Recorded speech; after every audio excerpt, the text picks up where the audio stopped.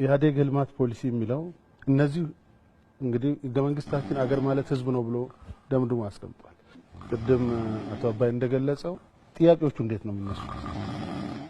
ጥያቄዎቹ በምን መንገድ ነው መምጣት ያለባቸው? አሁን ባለንበት ሁኔታ በምን ተአምር ለህይወትና ለንብረት መጥፋት ምክንያት መሆን የለብንም።